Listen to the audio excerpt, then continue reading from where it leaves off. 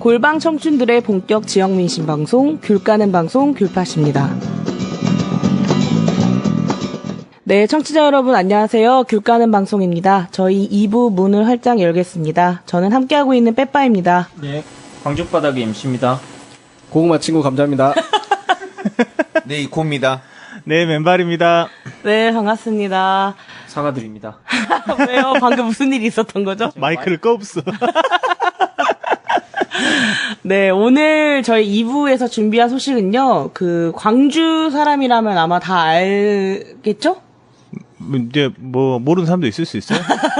광주도 이 사람이 많아. 네.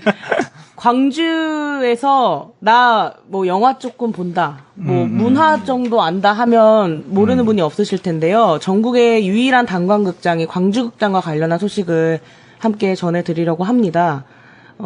광주극장 얼마 전에 저도 영화 보러 갔었는데 요즘에 광주극장에 비극적인 일이 일어났다고 하던데. 아직 이제 비극적인 일인지 아닌지까지는 조금 더 이제 봐야 아는데요. 네. 네, 광주극장이 예술영화 전용 상영관이잖아요. 근데 요즘에 이제 예술영화라는 표현도 잘 안 쓰는 것 같아요. 다양성 영화. 왜냐면 다른 곳에서 상영한 영화는 그럼 예술영화가 아니냐 이런 문제가 있어서 이제 큰 배급사가 이렇게 배급하는 영화들은 뭐 CGV나 메가박스나 뭐 이런 데 이렇게 다 걸리잖아요. 근데 그런데 잘 걸리지 않는 그런 종류의 영화들을 주로 상영하는 극장이에요. 그리고 이제 역사는 지금 82년 됐나요? 한 82년 됐죠. 35년 정도. 네. 35년에 문을 열었어요. 1935년에 열었다고? 네, 일제시대 때 열었죠. 제가 조사를 좀 했어요. 아, 네. 좀 하면서 제가 굉장히 재밌는 사실들을 많이 알았는데, 그때, 이렇게 1930년도에 광주에서 영화관이 2개 만들어지는데, 네네. 그때가 거의 처음인가 봐요. 네. 처음인가 본데. 그때는 영화만 상영하지가 않죠. 극장이라고 그렇죠. 하는 게. 여러 가지 역할을 하죠. 네. 그래서 극장이라고 이제 이름을 붙였는데, 네. 일본 사람이 지은 극장이 제국관이라는 게 있었나 봐요. 네. 근데 그것은 우리가 알고 있는 걸로는 무등극장 전신, 무등극장 정신이 이제 제국관이라는 데가 있었고, 그러니까 민족 자본이 만들었다라는 표현을 쓰던데, 일단 최서진 씨라고 광주 쪽에 좀 유지라고 할 수 있는 분이 35년도에 광주읍이 광주부로 승격되던 날, 그날 개관을 했다고 하더라고요. 그래가지고 이름을 광주극장이라고 이름을 지었네요. 최선진 씨죠. 최선진 씨. 거기 재단이 지금 동성고 재단이죠? 예, 맞아요. 동성중고 가지고 있는 재단이고. 그 최서진 씨하고 그 일가가 지역에서 이런저런 활동들을 많이 하셨나 봐요. 지역 유지라고 보시면 지역 되죠. 유지시고 문화와 관련해가지고 이제 광주극장도 세우셨지만 교육운동이라고 해야 되나? 계몽운동 차원에서 이제 그렇게 동성여중, 동성중 뭐 이렇게 만들었고. 옛날에 이제 광주 상고죠. 맞아요. 그리고 그 여상도 만들고 여상. 그러셨다고 하시더라고요. 근데 이제 지금 광주극장이 예술영화를 상영한 지가 지금 거의 20년 다 돼가고 있어요. 한 99년도부터쯤 예술영화를 특화해가지고 상영하기 시작했는데, 굉장히 어려움을 많이 극복하고 지금 겨우 운영하고 있는 걸로 저는 알고 있어요. 그런데 지금 국립아시아문화유전당 안에 문화정보원 안에 극장이 하나 있어요. 잘 모르실 거예요. 아마 가보신 분들도 굉장히 적고. 근데 여기에서 예술 영화를 상영하는 그 프로그램을 만들겠다라고 공개적으로 말한 상황은 아닌데, 그런 컨설팅을 지금 하고 있는 와중이라고 알고 있어요. 왜냐하면 지금 영화 배급사 하나하고 그런 얘기가 이미 5강 정황이 드러났고, 그래서 이제 광주 지역 영화인들, 그리고 광주극장 운영진들이 거기에 대해서 이제, 사건의 실체를 제대로 좀 알려달라라고 지금 요구한 상황이고, 광주극장하고 한 700m 정도 분이 안 떨어져 있어요. 직선거리로 아시아문화유전당하고. 네, 가보신 분들은 알겠지만 광주극장에 특별한 일이 없으면, 별로 사람이 안 나와요. 그러니까 지금 오는 관객 수로는 광주극장을 유지할 수조차 없거든요. 광주극장의 가장 큰 딜레마가 뭐냐면 예술영화 혹은 다양성 영화를 상영하는데 그 영화들이 갑자기 뜨는 경우들이 있어요. 그러면 또 일반 극장에서 틀어요. 그래가지고 또 수익성이 떨어지게 돼요. 그랬던 경우들이 이를테면 노무현입니다를 튼다. 그러면 이제 상당히 이제 인기가 올라가게 되면 일반 극장에 틀기 때문에 또 광주극장 올 수 있는 동인이 약해지고, 몇 번 다큐멘터리 영화 중에 히트했던 것들이 있잖아요. 그런 소리가 대표적이죠. 네, 네. 그런 영화도 광주극장에서 먼저 개봉을 해가지고 조금 인기가 좋을 무렵이 되면은 근데 계속해서 이제 특별히 인기가 없는 영화들만 틀어야 되는 운명이 광주극장의 운명이에요. 그리고 또 그런 영화관이 있기 때문에 광주 안에서 그런 영화들을 볼 수 있는 기회들이 생기는 거거든요. 근데 어쨌든 민간 자본으로 운영하고 있지만 거의 비상업적으로 운영되고 있는 이 기관인데, 안 그래도 뭐 한 번 회차에 20명 막 오고, 20명 오는 날도 많은 회차예요. 2명. 전 2명일 때도 가서 본 적이 있거든요. 1명 이상 오면 무조건 틀어줘요. 아무도 안 오면 안 틀고, 아침에 혼자서 보는 경험도 심심치 않게 할 수 있다고 하더라고요. 오전에 가면. 근데 이런 공간인데, 아시아문화전당에서 그 비슷한 종류의 프로그램을 하게 된다라고 한다면, 더 사람이 안 오게 될 거라는 굉장히 위협적인 상황인 거죠. 네. 근데 아까 그 컨설팅을 이제 광주극장의 김영수 이사한테, 네. 우리 이거 극장 하려고 하는데 자문 좀 해달라. 네. 야, 하필 그 김영수 이사한테 그 피해를 입을 수도 있는 제 그 전무님이에요, 극장에- 전무님. 이사님 아니고. 예, 전무님입니까? 하여튼 거기에다가 그 공문을 보내면서 이게 최초로 이제 문제가 알려지게 됐다 하더라고요. 예, 예. 아트나인이라고 하는, 배급사인가요? 거기에 또 컨펌을 했다 하더라고요. 그 ACC 문제도 있고 또 하나 문제는 CGV. 네. CGV가 지금 그 바로 앞에 생겼거든요. 네, 네. 광주극장 바로 앞에 그 NC웨이브라고 하죠. 아, 네. 예. NC웨이브 거기에 CGV가 있잖아요. 예, 예. 그 밀리오르 있는데, 자리. 예. 근데 이제 CGV가 원래 그 예술 영화들을 일정 정도 상영하는 예, 예. 그런 일들이 계속 있었어요. 예, 예. 이제 그거는 무비 콜라주라고 해가지고 예. 그렇게 지금 광천터미널에서 하고 있거든요. 예, 예. 근데 이제 그 광주극장 바로 앞에 있는 CGV에서도 그런 예술 영화들을 상영하는 무비 콜라주 이걸 셋업한다라는 통보를 받았다고 하더라고요. 네. 네, 그게 이게 ACC도 문제지만 사실 광주극장 입장에서는 아주 가까운 지척에 예술 이게 같은 영화가 동시에 이게 다른 장소에서 상영되는 일들이 발생할 수 있죠. 네. 공룡이 예, 하나 하나 더 생겨버릴 수 있는 상황인 거죠. 그러니까 이제 국가와 자본으로부터 동시에 공격을 받고 있는 그렇죠. 거잖아요. 네. 그 위험이 제가 보기엔 더 큰 것 같다라는 생각이 들더라고요. 그렇네요. 이제 그 내용은 좀 몰랐는데, 아까 이제 아직 광주극장 그 얘기를 하셨는데, 이 지금 당초 알려졌던 이 문제는 사실 그 문화전당이 더 좀 고민이 문제거든요. 왜냐면 네. 자기들도 사람이 없어서 사람을 어떻게 모아보려고 이걸 좀 해보면 어떨까. 이제 사실 네. 그 이쪽은 예술인들이 반발을 하니까 예. 그 뭐 예술 영화뿐만 아니라 뭐 고전 상업 영화 이런 것도 해보려고 한다 지금 이렇게 좀 변명을 좀 하고 있는 상황인데 사실 이건 그렇다 쳐도 이제 CGV 같은 데가 생기면 솔직히 이건 어떻게 제가 생각하기에는 CGV가 더 위협적이에요, ACC보다. 왜냐면 제가 그러거든요. 무슨 말이냐면 제가 좋아하는 영화를 보려고 하는데 그것은 되게 무비콜라주 이게 광주극장에서 상영하거나 CGV 무비콜라주로 이제 저는 봐요. 예. 보는데 광주극장이 어찌됐든 마지막 상영이 7시 반 정도에 하는 게 마지막 영화로 상영해가지고 끝나요. 네. 근데 이제 저는 영화를 되게 늦은 시간에 보러 가는데 그럴 때는 CGV 가서 저는 봐요. 그리고 굉장히 춥거나 굉장히 더운 날씨 있잖아요. 예. 그럴 때는 광주극장을 저는 사실 안 가요. 난방이 안 돼요. 예. 그게 워낙 넓기 때문에 네. 거기가 그런 부분이 있어가지고 저는 CGV로 가서 무비콜라주로 이렇게 보는 관객이에요. 제 입장은. 근데 바로 그 광주극장 앞에 CGV가 생겼고 지금 무비콜라주 프로그램을 동시에 같이 한다라면 이게 굉장히 큰 위협이에요. 사실은. 예. 근데 이제 광주극장이 갖고 있는 가치가 그동안 쭉 안 팔리는 영화들을 틀어왔다라고 하는 그런 종류의 가치가 있고요. 또 대단히 고집스럽게 단관극장을 유지해 왔다라는 그렇죠. 게 있어요. 근데 참 재밌는 일이 광주극장이 97년도에 리모델링 해가지고 지금 큰 수리 없이 지금 정도에 왔거든요. 근데 97년도 무렵을 잘 생각해 보시면 그때 마침 멀티플렉스가 막 밀려오던 시절이에요. 그렇죠. 그래서 이제 광주 자본 중에는 최초로 멀티플렉스를 했던 게 무등극장, 그 다음에 엔터시네마, 다 망했죠.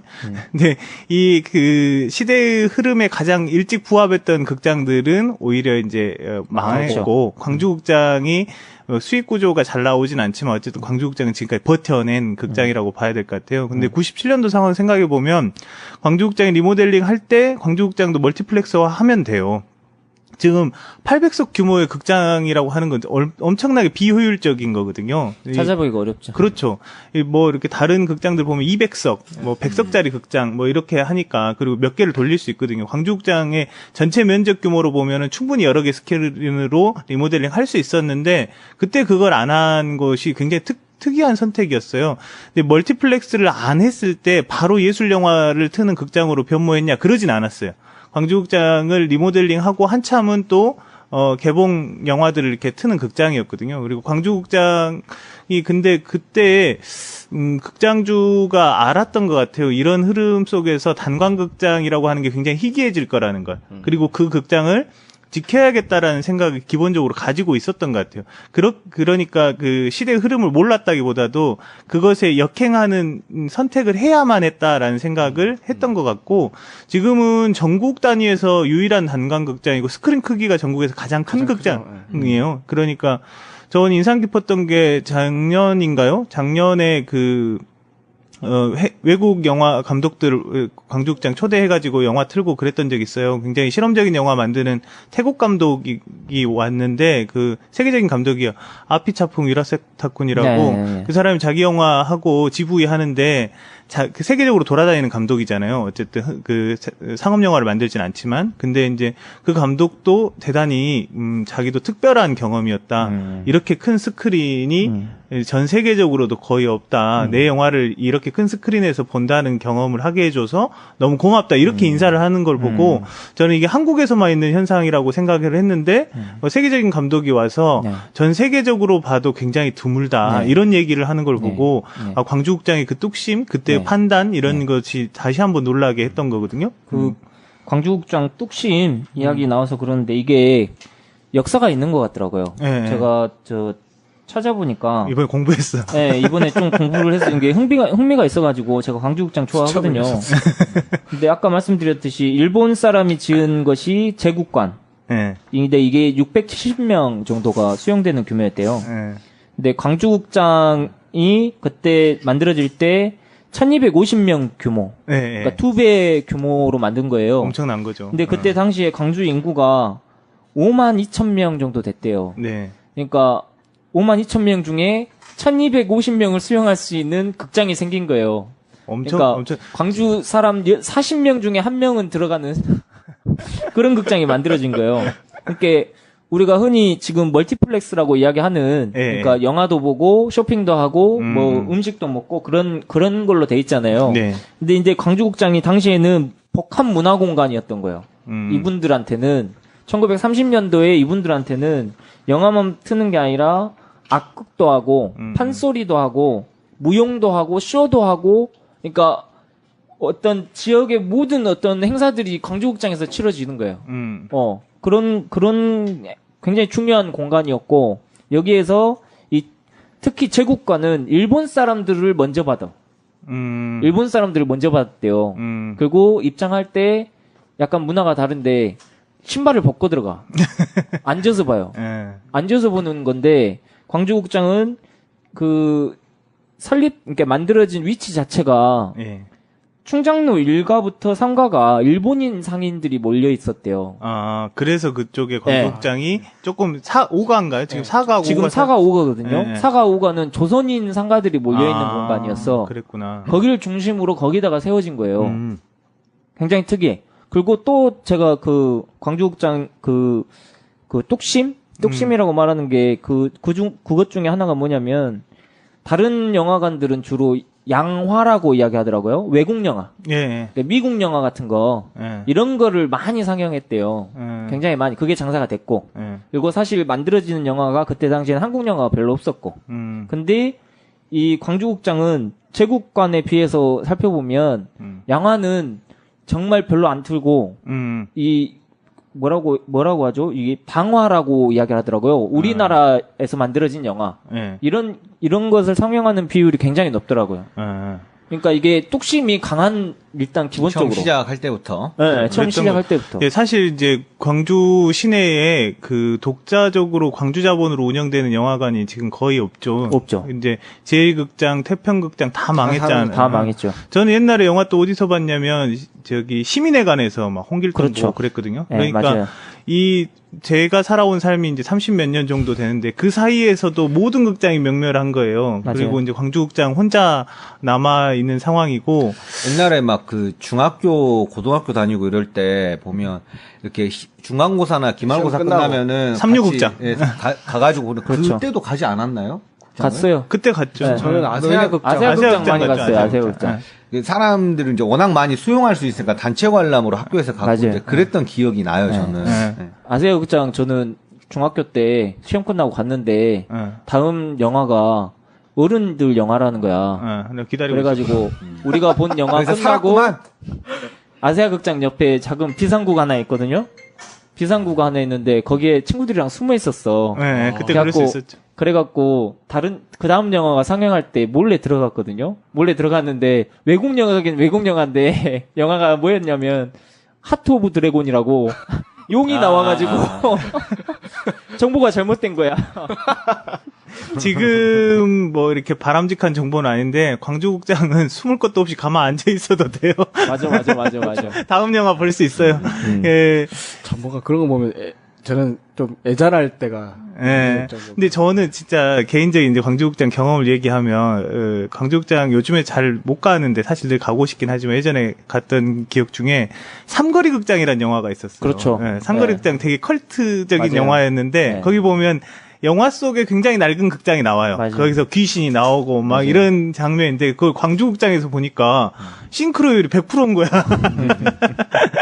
그래가지고 너무 좋았던 기억이 있고 또 광주국장이 그 IMF 때 위기를 좀 타개해 보려고 리모델링 후에 재밌는 사업도 했었어요. 그 월드컵 98년도 월드컵을 야심차게 극장에서 모여서 보자. 그래갖고 친구들하고 갔죠. 단체 응원 5대0으로 접었잖아. 네덜란드 경기 광주국장의 그 야심찬 프로 히딩크한테 맞을 때. 그 2002년이었으면 괜찮았을 텐데 아까 그때 98년도여가지고 그 이후로 99년도인가 2000년 무렵부터 예술 영화로 완전히 바뀌어요. 그러니까 어떤 상업적인 시도를 좀 마이너한 시도이긴 한데 꾸준히 조금 했었어요. 2002년에는 그러면 그걸 안 한 거군요. 예, 2002년에 안 했어요. 그때 했으면 대박 났을 텐데. 대박 났을 텐데. 근데 그게 왜 했던 프로그램이냐면은 98년도 월드컵은 새벽에 하잖아요. 그래 2002년도는 우리 낮 시간 저녁 시간에 하니까 극장에 모여서 볼 동인이 약한데 뭐 거리 응원하고 그랬으니까. 그렇죠. 네. 이제 새벽에 하니까 극장에 와서 영화를 한 편 보고 이게 기다렸다가 같이 응원을 한다 이런 컨셉이었어요. 근데 5대0으로 좋은 아이디어인데 저는 2006년에 예. 2002년 경험하고 나서 2006년에는 그런 식으로 영화관 가서 응원한 적이 몇 번 있거든요. 예. 그 좋은 아이디어인데 좀 아쉽네요. 98년도. 시기를 잘못 받아서. 우리 축구가 부응하지를 못해가지고. 예.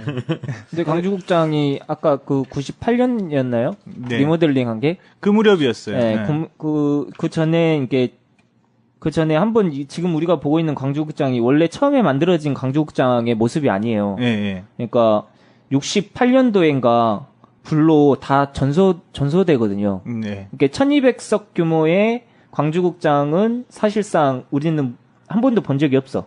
68년에 불이 타가지고 다 없어져 버렸거든요. 예. 그래가지고 6개월 동안 공사를 해가지고 860석 규모로 다시 만들어진 게 지금의 광주국장이거든요. 예, 예.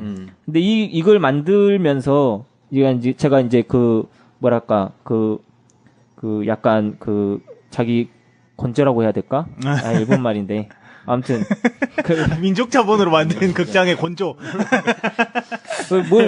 이 새로 건물을 다시 지으면서 뭘 만들었냐면요. 임금석 있잖아요. 예, 예. 그러니까 지금 광주국장에 가서도 볼 수 있는 임금석. 임금석이 뭔지 젊은 네. 사람들 그러니까 몰라요. 일본 순사들이 영화를 이제 틀면 네. 거기 이제 좁은 사람 혼자 이제 서 있는 공간이 있어요. 만들어요. 네. 그 공간에 들어가서 이 영화를 검열하는 거예요. 예, 예. 예. 검열하는 그런 공간인 건데 원래 68년도에 전소가 됐으니까 그 공간은 사실은 필요 없는 공간이야. 네네. 근데 불에 타서 다시 만들 때 일부러 인검석을 만든 거예요. 참 놀라운 일이에요. 그러면 아카이브 작업을 이미 해버린 거잖아요. 네, 역사적 68년도에. 가치가 있다라고 생각을 하고 그걸 일부러 인검석을 만들었다니까요. 저는 지금 극장이 여전히 그런 장소가 있어요. 그림 그리잖아요. 지금 광주극장에 또 마지막 간판쟁이, 마지막 그렇죠. 간판쟁이가 계시잖아요. 네. 근데 이분이 지금은 매번 그리진 않고 광주극장 행사 있을 때만 한 번씩 와서 또 그리시거든요. 근데 그런 작업실도 그대로 남겨놨더라고요. 그렇죠. 좀 그렇죠. 그렇죠. 그러니까 이거는 박물관 같은 곳이에요, 사실은. 그리고 지난 비엔날레 때 그거 전시도 하고 그랬었잖아요. 네네. 그러니까 이제 광주극장이 계속 잘 보존돼야 된 이유가 이제 크게 이제 오늘 두 가지가 나온 거잖아요. 하나는 이제 문화적인 영화에 있어서 다양성을 우리가 갖고 있어야 된다. 문화 생태계 차원에서. 두 번째는 이제 그것이 갖고 있는 역사성. 그리고 아까 이제 인검석 이야기가 나왔는데 여기서 팩트 체크를 하나만 하자면 거기에 이제 검열관이 있는 게 영화만 검열하는 건 아니에요. 왜냐면 극장은 사람들이 모이는 공간이에요. 그렇기 때문에 일본 제국의 권력에서 봤을 때는 집회 및 시위를 할까봐. 제국 권력 입장에서는 이게 불온한 공간일 수가 있습니다. 그렇죠. 실제로 일제시대 때 보면은 영화를 보고 있다가 학생들이 영화 중간에 삐라를 뿌린 사건도 꽤 있었어요. 삐라를 그러면 이제 거기서 이제 꼭 영화만 보는 게 아니고 막 여러 가지 악극도 보고 이러니까. 근데 거기서 이제 사람들이 그 삐라를 외치고 막 구호를 외치고 이러면은 그 극장에서 전부 다 아까 뭐 축구 응원했다라는 맞아. 얘기하는 것처럼 갑자기 들고 일어나가지고 막 구호를 외치고 이제 그때 이제 막 순사들이 막 잡으러 다니고 이러는 거죠. 근데 어둡잖아요. 안 잡혀 잘. 안 잡혀. 그러네. 그러니까 그게 이제 저항의 모습을 볼 수 있는 그런 장치이기도 해요. 김구수에 와서 연설한 적도 있죠. 네, 그렇죠. 광주 와가지고. 그런 이야기도 있었고, 45년도 8월 17일 날, 조선건국준비위원회 전남도 위원회가 광주극장에서 결성됐어요. 광주극장에서 거기 결성됐고, 창립하는 거죠. 해방 기념 축하 대공연을 광주극장에서 했어요. 해방된 거를 축하하는 그 대경연이 있었나 봐요. 그거 이제 광주극장에서 했었고, 또 제가 알고 있기로는 일제시대 때 박헌영, 조선공산당 박헌영이 광주에서 숨어 지낸 때가 있었거든요. 벽돌공장에. 백운동 벽돌공장에서. 근데 거기서 숨어 지내다가 곧 해방이 된다라고 소식을 계속 듣고 있었고, 그리고 해방이 됐다라는 소식이 알려졌을 때, 이 광주에서 이 사람들이 트럭을 타고 서울로 올라가요. 이게 전국적인 어떤 현안에 대한 이야기를 하기 위해서. 근데 그때 트럭이 출발한 장소가 광주극장에서 사람들하고 같이 박헌영이 트럭 타고 서울로 출발하고 가죠. 그러니까 이제 서울로 따지면은 광화문 같은 그런 역할을 부분적으로 수행을 한 거잖아요. 이게 지금은 그 충장로 4가구가 그 광주극장에 있는 위치가 영나겠죠. 좀 벗어나 있는 공간이잖아요. 근데 그때 당시에는 광주 이 상업의 중심지였대요. 그렇죠. 그러니까 광주 그 퍼목점 그리고 옷가게가 거기 다 있는 거죠. 이게 중심이었는데 거기 중심지에 있었고 이렇게 시외버스 터미널 그리고 무슨 여객 그런 거 있잖아요. 버스 그 운영하는 회사 그 회사들이 그쪽 지역에 몰려 있었대요. 그래가지고 거기가 사실은 중심지였던 거지. 근데 이제 광주극장 얘기를 하면 이제 끝도 없겠지만은 저는 2년 전인가요? 또 작년부터 광주극장이 후원회원을 받기 시작했어요. 그전에 후원회원 제도가 없었어요. 그러니까 많은 사람들이 광주극장이라고 하는 것이 꼭 광주에 남아있어야 된다. 저는 이렇게 말하는 사람도 들었거든요. 광주에 광주극장이 없어진다면 난 광주 그만 살겠다. 광주라는 도시가 그 광주극장의 상징성 하나 지켜내지 못하는 도시라고 한다면 나도 도시에 애정이 없다. 이렇게 말하는 사람이 있었어요. 충분히 공감해요. 저도 공감하는 얘기예요. 그거는 영화에 대한 사랑하고 좀 다른 얘기일 수도 있다고 생각하는데요.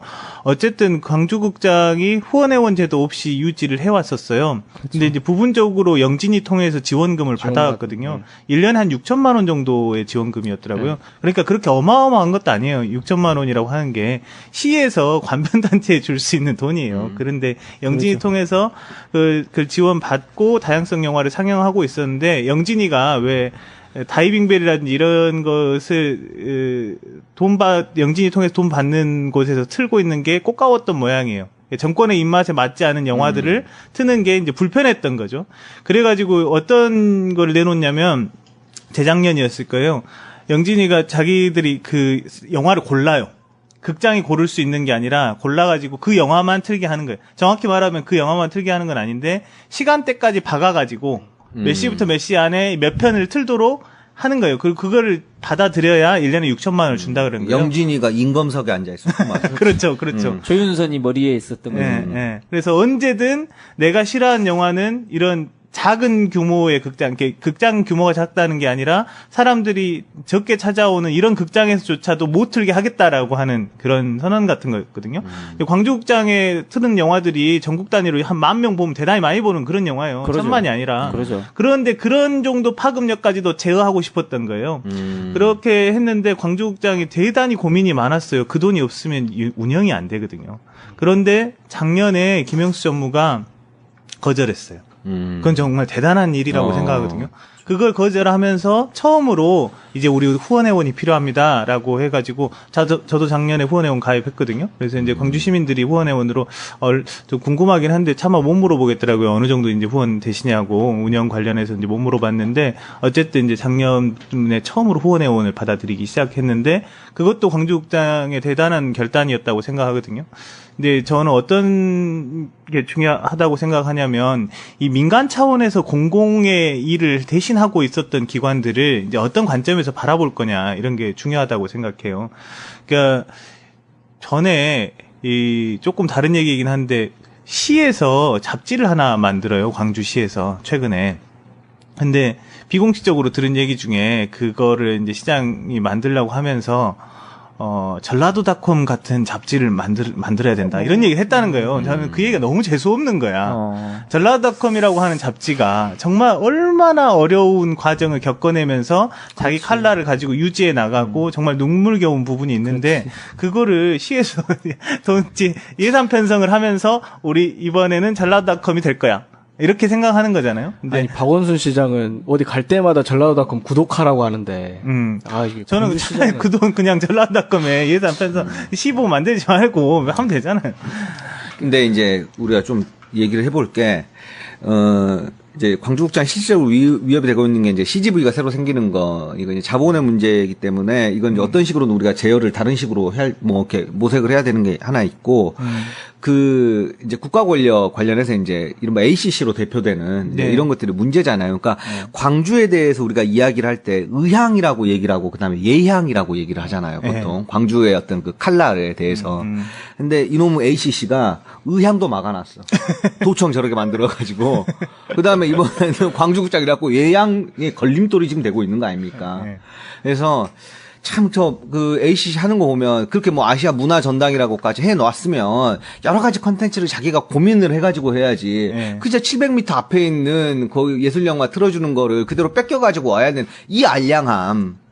저는 이게 굉장히 이렇게 뿌리 깊은 거라고 생각해요. 그러니까 문화를 지원하기 위해서 이 문화를 육성하고 지원하기 위해서 세워진 기관인데 그러니까 기본적으로 아까 방금 전라도닷컴 이야기도 나왔지만 좀 돈 있고 힘 있는 기관들이 좀 작지만 의미 있는 일을 하고 있는 이 단체들이나 아무튼 이 사업들이나 이런 것들을 자꾸 뺏어가. 그러니까요.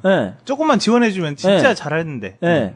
조금만 옆에서 지원하고 이 자발적으로 잘 활용될 수 있게 이제 하면 그게 사실은 이 문화 정책이고 그게 해야 될 일이죠. 자기들 그렇죠. 본분이 그런 건데 조금만 잘 되는 거 있으면 깨웃깨웃하다가 지기들이 뺏어가갖고 지기들이 더 크게 만들고 그러다가 실패해. 그리고 그렇죠. 또 그러다 실패. 중요한 게 그거야. 그런 역사적 전통 가지고 있는 단체들을 그냥 민간 업체 상업단체하고 똑같이 취급해. 하나로. 그거 공평하다고 생각해요. 정말 그건 정말 화가 나더라고요. 그러니까 왜 그런 건지 모르겠어. 그러니까 자기 입맛대로 뭔가 하고 싶은, 굴리고 싶은 좀 그런. 자기가 지원을 하면 내 밑에 있어야 되는데 이렇게 표현하면 좀 그렇지만 대가리가 큰 단체들은 내 말을 안 들을 거라는 거예요. 그게 무서운 거죠. 영향력이 다르거든요.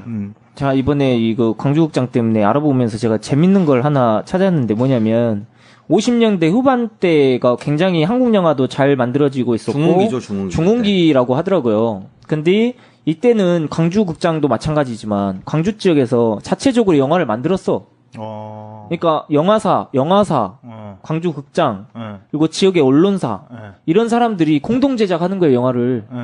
공동 제작해가지고 영화 배우도 캐스팅해.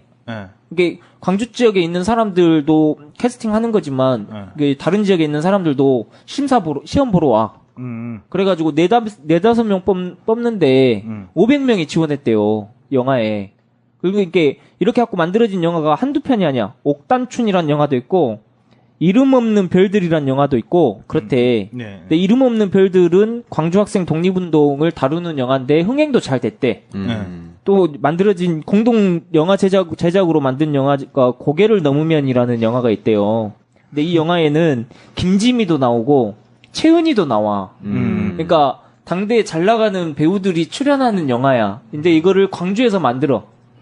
이 광주의 영화인들도 참여하고, 극장도 참여하고, 배급사도 참여하고, 전체가 다 모여서 한 영화를 같이 만드는 거야. 그리고 흥행시키는 거야.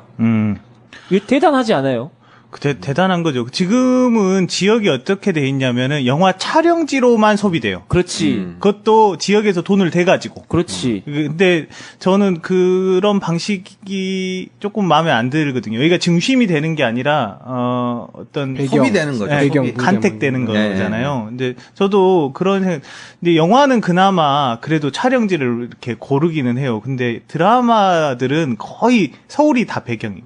그렇지. 이제 드라마 제작 시스템 때문에 그런 것도 한데 청춘은 다 서울에만 있어. 그렇지. 그래가지고 뭐 맞아. 징에 다 서울에서 직장 다녀. 알바도 다 서울에서. 서울에서도 드라마는 딱 두 군데밖에 없어. 청담동하고 평창동이야. 저는 그놈을 전화 받을 때 평창동입니다. 이러면서 전화 받잖아 항상. 아니 그래서 저 뜬금없는 소리이긴 한데 한 2004년 무렵에 제가 되게 재밌게 본 드라마가 하나 있어요. 단팥빵이라는 드라마인데. 그렇지. 그 영화 얼마나 재밌는데. 영화 최강이 나오는 거. 최강이 너무 내가 예쁘게 얼마나 나왔어. 좋아했는데. 그거 전주에서 찍었죠. 그렇죠. 그리고 전주 한옥마을 거기 전주를 근처에서. 배경으로 그 두 자본 어디서 하는지 모르겠는데 아니, 드라마니까 뭐 TV에서 나왔겠지만 어쨌든 거기서 여행을 가면 가깝게 백양사를 가고 또 전주를 거닐면서 데이트하고. 그러니까. 또 나는 그게 왜 이렇게 놀랍게 신기했는지 모르겠어요. 그러니까. 근데 다른 드라마에서 있을 수 없는 일이었던 거거든요. 그러니까. 이제 영화가 됐든 드라마가 됐든 그래 서울이 많이 사니까 한 반절 가져가라 그래. 나머지 반절은 좀 시대극 말고 그 청춘 남녀의 사랑 얘기도 시골에서 좀 했으면 좋겠어. 중소도시에서 했으면 시대극하고 사극하고 뭐 이런 극들만 저기 오는 거예요. 광주에서 영화 찍으면 다 5.18 관련 영화들만 이쪽으로 오는 그러니까. 거예요. 5.18하고 상관없이 살고 여기서 알바하고 사랑하고 이런 사람들도 있단 말이에요. 이런 사람들의 이야기들이 이 공시 공간에서 펼쳐질 수 있는 개연성을 좀 만들어냈으면 좋겠다. 이런 생각이 들어요. 그게 그 5.18 관련 영화도 보면 주인공급들은 표준어로 써. 조연들은 사투리 쓰는데. 맞아. 이게 문화운동의 관점에서 보면 이건 진짜 그 50년대가 그리운 상황이야. 제가 생각하기에는 그때는 다 모여가지고 한 영화를 같이 만들고 그걸 또 전국적으로 흥행시키고 이렇게 지금으로 말하면 뭐 우리 시대에 잘 나가는 여배우들 캐스팅해가지고 그 영화에 출연시켜서 이제 하고 막 그런 거거든. 그때는 또 그 때문에 아픔이 있죠. 또 그 임화수 같은 그런 깡패 있잖아요. 문학의 깡패 갖고 조인트 까고 막 그랬는데. 그래가지고 그 신문 기사도 있어요. 그 극장마다 앞에 서 있는 기도들 이렇게 지키는 사람들 있잖아요. 그걸 그 신문 기사에서는 어깨 깡패라고 이야기하더라고. 꼬마 어깨라고 이야기하더라고. 꼬마 어깨. 근데 기도들이 있는데 그 기도들이 왜 생겼냐면 이게 이 한국의 문화를 향상시키기 위해서. 수첩 보고 얘기해, 수첩 보고. 그건 안 적어져 있어. 이게 기도가 왜 생겼냐면 돈을 안 내고 영화를 보는 사람들이 많은 거야. 그래가지고 그 사람들을 잡고 이 정확하게 돈을 지불하고 영화를 볼 수 있게 만들기 위해서 사람들이 필요했던 거야. 그 사람들이 이제 하나씩 만들어지기 시작해서 기도라는 것이. 우리나라 그 깡패 1세대 깡패들도 그 그렇죠. 우미관에서 시작한 거 아닙니까? 그렇지. 근데 그 시간대에 기도가, 그 시간대에 관객이 많이 들어오면 그 관객에게 들어온 비용의 얼마는 기도가 가져가는 거래. 그런 구조였대. 굉장히 재밌지 않아요? 그래가지고 그 신문 기사에 뭐라고 나오냐면 극장 앞에 있는 기도들이 너무 불친절하다. 그런 언론 기사들이 또 나와 있었어요. 광주국장의 이제 기도는 아니고 매표 알바를 오래 했던 사람 중에 하나가 김주선이라고 문학평론가가 있어요. 그 이야기해도 돼? 아니, 괜찮아요. 그래요. 논리 알리 잡지에도 나오고 그랬는데, 뭐 이렇게 검열을 많이 해. 그래서, 임검석에 앉아있어.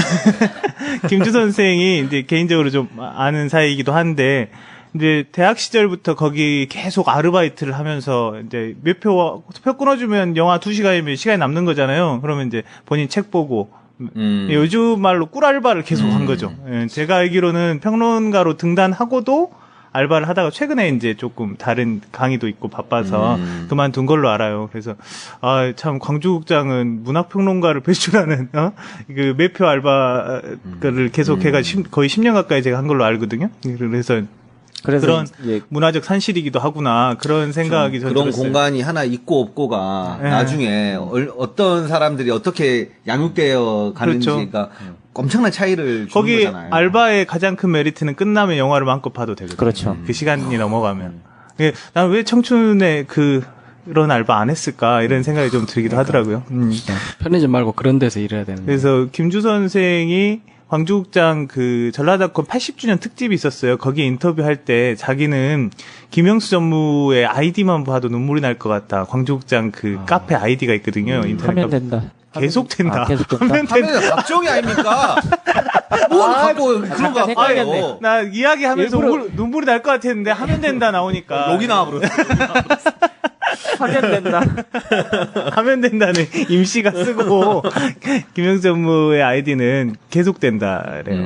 그래서 언제 또 페이스북 보니까 그 결정하고 후원회원 받기로 결정하고 6천만 원 영진으로부터 나오는 돈 거절한 그 결정을 한 뒤로 김영수 전무가 그런 이야기 썼더라고요. 그 사람이 이름 따라간다는데 자기도 개명하고 싶다고. 그때 벚꽃이 이렇게 만발해 있을 텐데 자기도 이름을 흐드러로 개명하고 싶다. 이름 따라간다는. 자기 김씨니까 금 흐드러. 그런 걸 썼더라고요. 근데 그게 재밌으라고 썼을 것 같긴 한데 왜 이렇게 가슴이 아픈지. 짠한. 광주국장이 그 아까 여러 가지 50년대 그 이야기 들으니까 참 지금 와서 보면 뭔가 좀 외로운 좀 존재 같기도 하다는 생각이 작년에 뭐 광주가 지금 영화 관련해서는 되게 지역에서 좀 잘 좀 인프라라든지 좀 독립영화나 좀 활동하시는 분들은 많지만 좀 활성화, 좀 활발하게 좀 이렇게 이루어지고 잘 안 돼 있죠. 네. 장편 영화 제작이 잘 안 돼요. 네, 아니 제가 좀 알거든요. 좀 아는데 모르는 게 없어. 굉장히 열악해요. 그게 광주가 그 스크린 수로 보면 인구 대비 스크린 수가 광주가 제일 많아요, 전국에서. 그러니까 영화관이 기본적으로 많아요. 그리고 그럼에도 불구하고 영화관은 사실 계속 생기고 있어요. CGV나 메가박스나 이렇게 계속 들어오고 있거든요. 근데 그게 사실 그 스크린 수는 굉장히 많은데 그만큼 이 대기업들이라고 이야기할 수 있죠. 이 기업들이 지역 문화에 얼마만큼 이 관심을 가지고 있고 그거에 지원을 하고 있느냐. 이것도 저는 중요한 문제인 것 같고. 소비 위주로 관심이 없죠. 네. 광주는 좀 굉장히 영상 활동이나 아무튼 이런 것들이 제가 생각하기엔 다른 도시에 비해서는 더 낮아요. 그 작년에 광주시 문화 관련 예산이 650억 정도 됐는데 영화 예산은 0.045%. 그게 이제 광주 국제영화제 지원 예산이었는데 지금 맞아요. 국제영화제 지금 파토 났잖아요. 국제영화제도 그것도 참 가슴 아픈 일이죠. 파토 났고 그리고 그 문화전당 근처에 영상 복합문화관이라고 이제 지어져 있는데 거기는 사실 뭐 거의 애니메이션 그 캐릭터 전시관이나 다름없어요. 아무도 사람이 안 와요. 마카로니 뭐 놀이기구 나 거기서 일하는 게 내 꿈이야. 나도. 거기를 사실 그 독립영화 하시는 분들은 영화 전용관으로 좀 그 이제 정부 영진위에서 공모 사업을 할 때가 있었는데 그래서 좀 그걸 영화 전용관으로 하면 어떠냐 이런 제안을 하긴 했었는데 광주시가 또 그걸 안 받았어요. 그게 거기를 뭐 스마트 벤처 창업 거점 뭐 이런 걸로 하겠다고 이래가지고 그런 것도 안 되고 좀 그리고 이제 좀 아까 그 동구 문화센터라든지 뭐 이런 또 그 광 엑스포 전시관이라고 제 상무지구 가시면 버스 정류장 옆에 이상하게 생긴 건물 하나 있는데 그런 데들도 사실 영화 또 시설이 돼 많이 있죠. 하거든요. 예.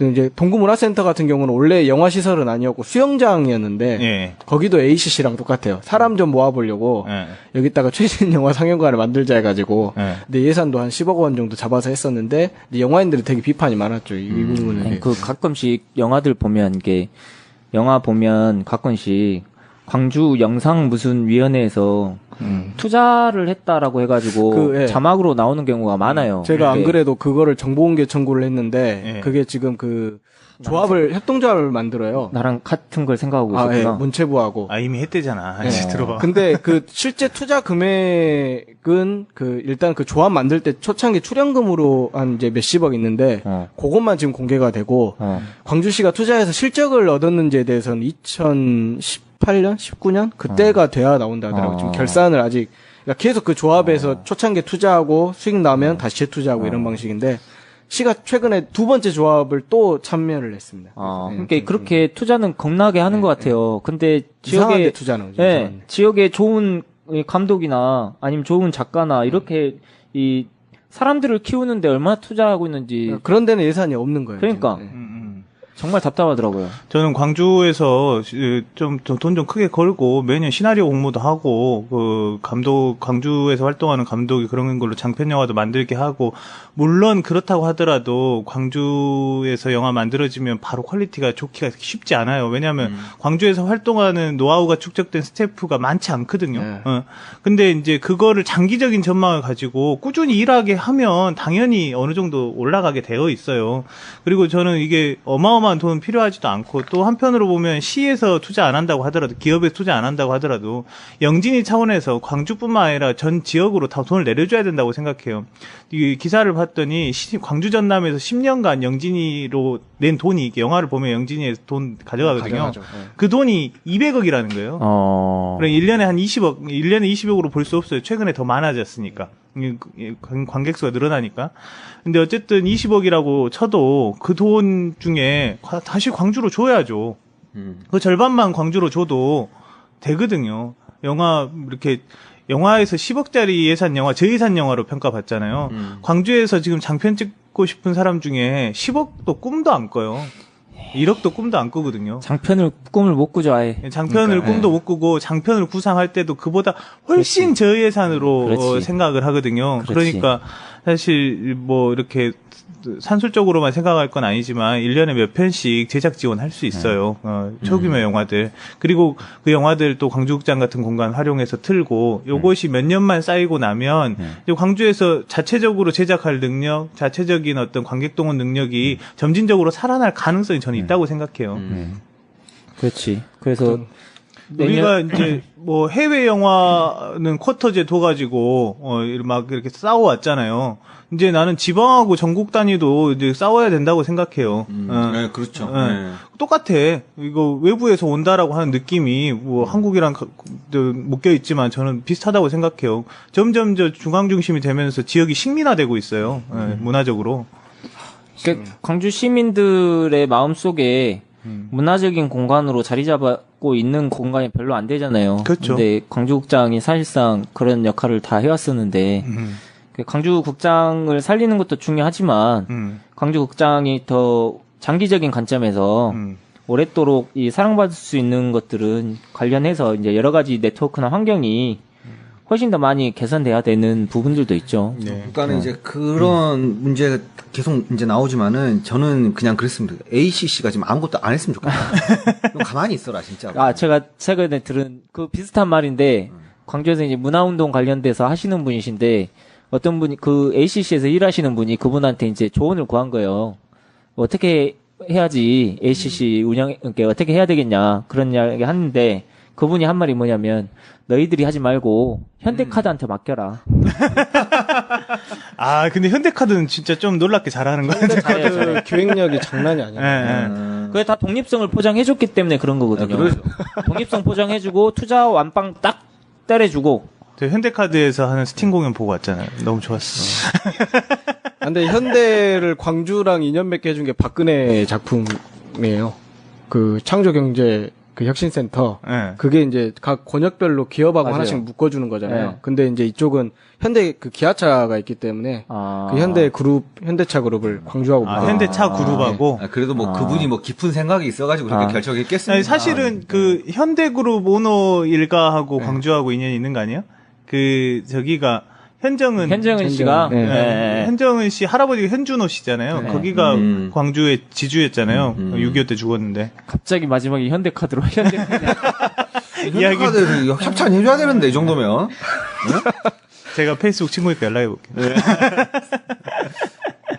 저희 광주국장은 저희 이 조광철 선생님이라고 저기 그렇죠. 민속박물관에 계시는 이제 학예사 선생님이 계신데 이제 그분이 이제 박선홍 선생님을 이제 스승으로 모시면서 광주에 여러 가지 기록하시는 분인데 이제 그분도 광주국장을 여러 가지 이제 글 써주시는 거 한번 봤는데 여러 가지 뭐 다른 걸 떠나서 가장 광주에서 현존하는 오래된 극장이라는 것만으로도 극장의 이상의 자산이다.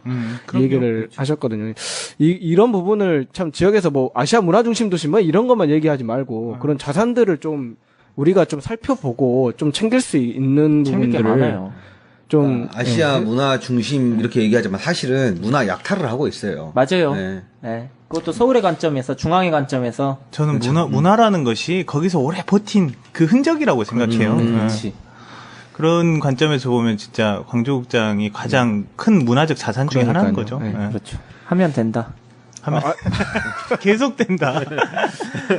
아유, 이런 얘기 하다 보니까, 광주의 문화적 공간들 언제 한 번씩 이렇게 소개하는 것도 되게 좋겠다. 이런 생각, 문화적 자산들. 우리 음식도 소개해야 되고. 할 것이 많아. 할 것이 많아. 인물도 소개해야 되고, 우리가. 솔직히 윤장현 시장이 이 방송을 들으면 우리한테 지원을 해줘야 됩니다. 안 해줄 것 같은데. 나는 받지 않겠습니다. 우리가 비판을 너무 많이 했나? 이 계속된다의 정신으로 받지 그렇네. 않겠습니다. 뭐 1분 전만 해도 하면 된다라고 해놓고. 저는 아까 김영수 전무님이라 불러야 된다 그랬죠.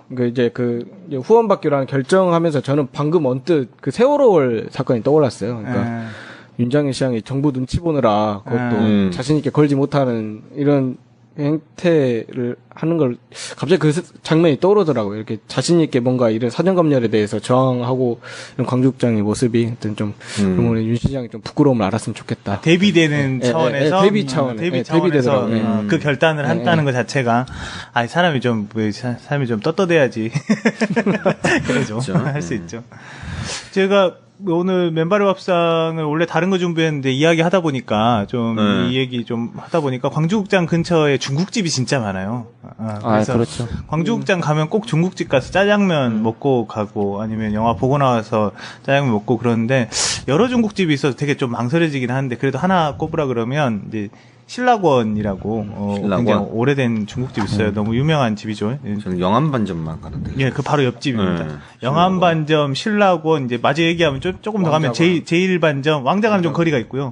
근데 요 동네가 이제 모여 있는 중국집 진짜 중국집 친화거리들이라고 보고 어디를 가도 일정 정도 이상 퀄리티를 보장하는 집들이고요.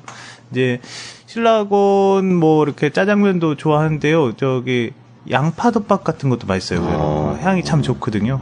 그래서 추천드립니다. 광주국장 오가는 길에. 저는 그 집 그 중에 제일 맛있었던 게 그 옥수수를 옥수수죽을 주더라고요. 강냉이죽. 약간 입맛이 약간 북한 약간 느낌이네. 그렇죠? 아니 근데 지금까지 먹어본 옥수수죽 중에 가장 맛있었어 그게. 강냉이죽. 차갑게 주는 거야. 신라고는 근데 다 어렸을 때 학교 뭐 이렇게 시험 끝나거나 좀 큰 이벤트 있을 때 한 번씩 가지 않는데 생일이거나. 그랬어요? 저는 좀 반대로 신라권이 사이즈가 좀 작았었어요. 영암반점이 더 컸고. 근데 신라권이 넓혔잖아요. 지금 넓혔어요. 지금은 넓혀서 더 커졌는데 영암반점이 조금 규모감이 있었고 신라권은 조금 더 작은 듯한. 그래서 영암반점에는 혼자나 둘이 가기 조금 그 짜장면만 먹기 좀 불편한 느낌이 있었어요. 그러니까 가면 요리 먹어야 될 것 같은 그런 느낌이 좀. 난 맨날 혼자 왔는데 그래도. 예, 가도 돼요. 그래. 거기 해물밥 맨날 시켜가지고. 그 옛날 건물은 거기 공간이 아기자기하게 생겼어요. 혼자 가서 먹을만 해. 영암반점 얘기하는 거 아니야? 영암반점 말한 거야? 아니, 신라권 말한 거야? 왜 그래? 나도 원래 그 다른 거 하시려고 예. 다른 건 다음 기회에 확인해보고. 하도록 하겠습니다. 확인해보고. 이사 갔다는 소식이 있어가지고. 제가 팩트체크해보고 네. 하도록 하겠습니다. 예, 저희 중간에 우리 빼빠가 자리를 비운 관계로 마지막 멘트는 제가 하게 됐는데, 저희 팟빵에서 귤 꺼는 방송을 검색해 주셨으면 좋겠고요. 좋아요 꼭 눌러주시고, 구독하기 눌러주시고, 청취자분들의 의견은 우리 게시판을 활용해 주시면 감사하겠고요. 오늘 18회 이 녹음을 끝낸 거고요. 이 시즌 1을 마치는 이제 종방까지 2회를 남기고 있습니다. 그러니까 시즌 1이 거의 끝나가는 상황인 건데, 아낌없이 하트와 좋아요, 구독은 계속된다. 계속된다. 해주십시오. 감사합니다. 빼빠의 빈자리가. 아유, 진짜 크네요, 빼빠의 빈자리. 수고하셨습니다.